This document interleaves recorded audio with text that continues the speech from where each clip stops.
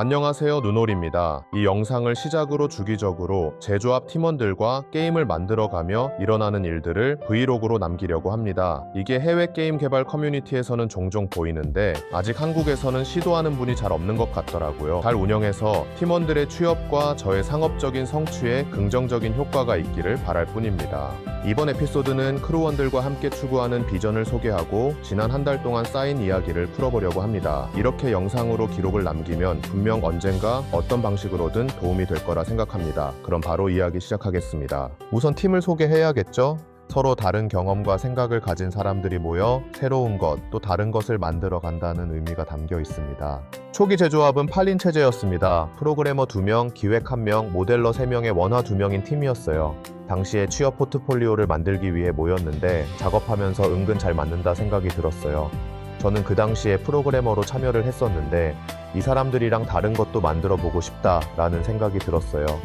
각자 취향도 성향도 다르지만 참 서로 조심하고 그러면서 잘 맞춰서 작업하는 것이 이전에 기획자로 일할 때랑 또 다른 감정이 느껴졌어요.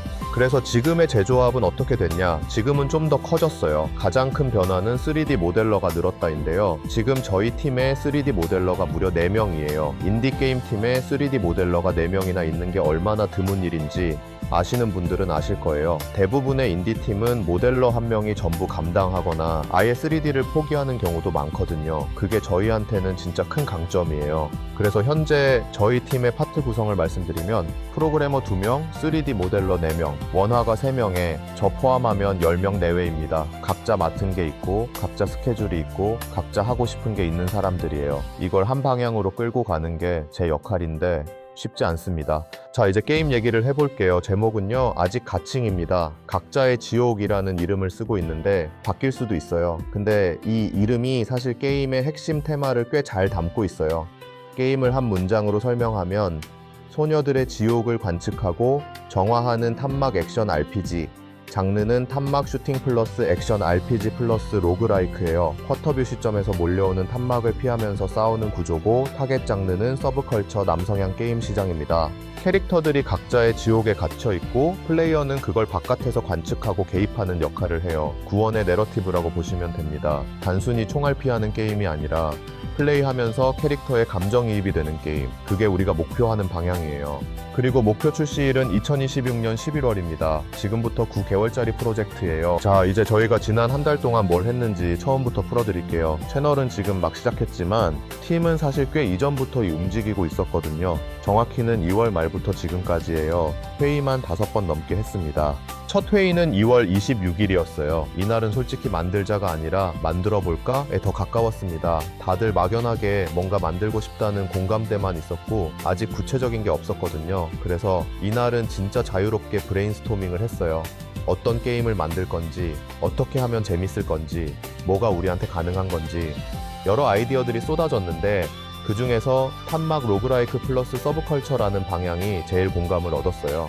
그리고 이날 또 하나의 중요한 결정이 있었어요. 코리아 인디게임 데브캠프에 참가하기로 한 겁니다. 정부 지원 게임 개발 프로그램인데 여기 합격하면 개발 지원을 받을 수 있어요. 이게 팀한테 어떤 의미냐면 우리 한번 만들어 볼까? 라는 느슨한 생각이 마감이 있는 프로젝트로 바뀌는 순간이었어요. 마감이 생겨야 사람이 움직이거든요. 저도 그렇고 팀원들도 마찬가지고요. 그 다음 회의는 3월 12일이었는데요. 데브캠프에 제출할 기획서를 실제로 써야 하는 시점이 됐어요. 기획서라는 게 막상 쓰려고 하면 생각보다 어렵습니다.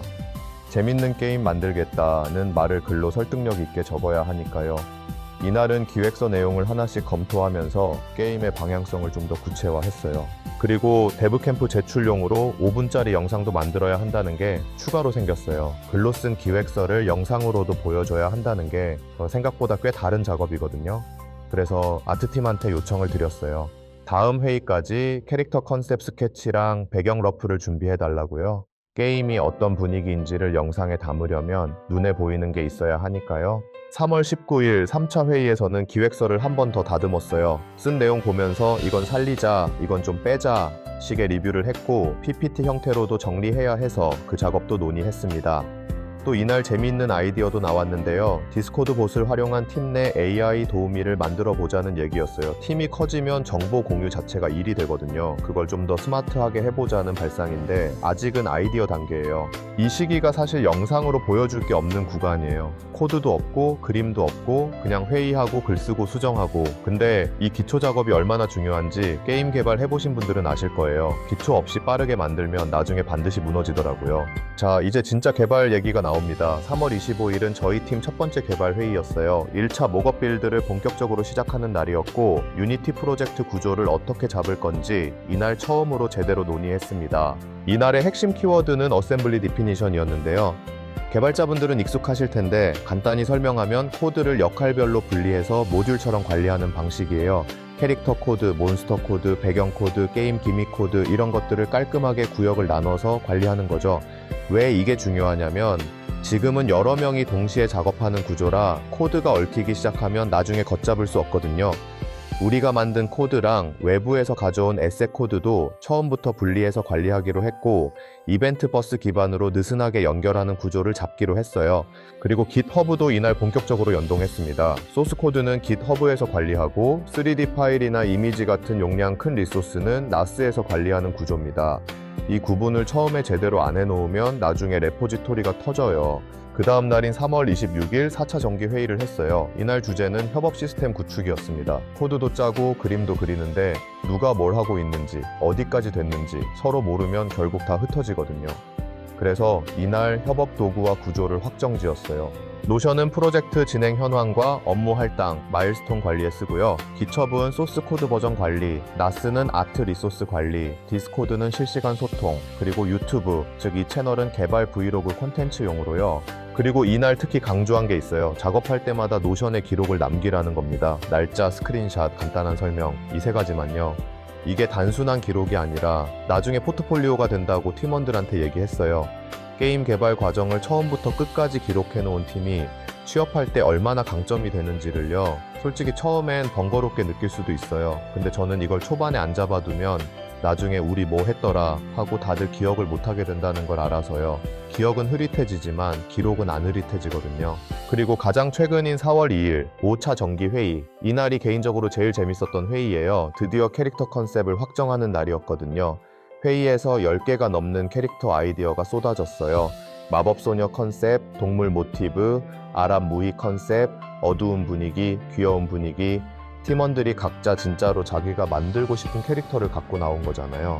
이게 사실 꽤 중요한 순간이에요. 첫 번째 캐릭터가 이 게임 전체의 아트 스타일 기준점이 되거든요. 선의 굵기, 채색 방식, 전반적인 분위기. 이게 다 첫 캐릭터에서 정해져요. 그래서 신중하게 방향을 잡아야 했고 동시에 팀원들 창작 의욕을 꺾지 않으면서 가야 했어요. 그 균형 잡는 게 기획자로서 제일 어려운 부분이더라고요. 어떤 캐릭터들이 나올지는 다음 에피소드에서 차차 공개가 될 거예요. 기대해주세요. 자, 여기까지가 지난 한 달의 이야기였습니다. 2월 말에 한번 해볼까로 시작해서 지금은 팀 구조도 있고 협업 시스템도 있고 게임 컨셉도 있고 개발도 시작됐어요. 그다지 극적이지 않아 보일 수 있는데 이 기초 작업 없이 빠르게 만들다가 중간에 무너지는 팀들을 많이 봐왔거든요. 저는 그걸 반복하고 싶지 않았어요. 당장의 목표는 데브캠프 제출용 목업 빌드 완성이에요. 프로그래밍 팀이 지금 기반 구조 잡는 작업을 하고 있고 아트팀은 캐릭터 컨셉 구체화, 3D팀은 첫 캐릭터 모델링을 시작할 예정입니다. 그리고 이 채널은 그 과정을 계속 담아 나갈 거예요. 막히는 것도 보여드리고 풀리는 것도 보여드리고 팀원들 이야기도 들어볼 예정이에요. 에피소드 0 어떠셨나요? 처음이니까 배경을 다 말씀드리고 시작하고 싶었어요. 앞으로의 에피소드들이 더 재밌게 느껴지려면 지금 이 흐름을 알고 계시는 게 좋거든요. 다음 에피소드부터는 좀 더 짧고 임팩트 있게 편집할게요. 구독이랑 알림 설정 해두시면 다음 에피소드 올라올 때 바로 보실 수 있고요. 댓글로 궁금한 거 있으면 편하게 남겨주세요. 어떤 부분을 더 자세히 보고 싶은지도 알려주시면 최대한 반영해 볼게요. 저희는 11월 출시를 목표로 달려가겠습니다.